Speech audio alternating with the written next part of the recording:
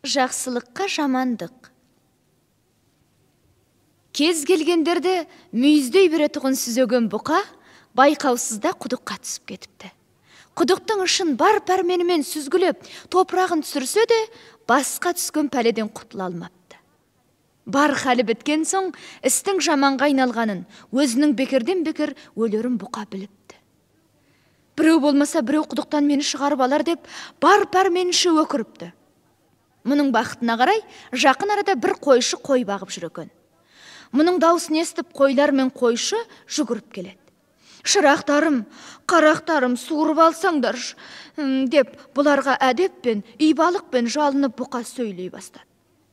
«Мені жазықсыздан кінәсіз өлтірмеңдерш. Ғұмырымда жанға жамандық ойлап қас қылмаушы едім.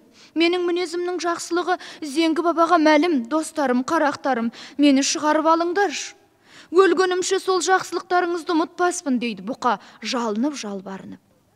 Қойлар бұқаны құдықтан шығарып алып, жақсылығын көрейік, дейді қойшы. «Бейшараны шығарсақ шығарып алайық», дейді қойларда. Сөйтіп, мүйізді мырзаны құдықтан шығарып алады. «Демімді алып, есімді жиған соң, сіздерге тәңір жарылқасын айтып, сый көрсетем», дейді бұқа ентігіп. Бірақ ажалдан құтылып есін жинап алған соң, айдайын деп келген қойшыға «Сені өлтірейін» деп тап беріп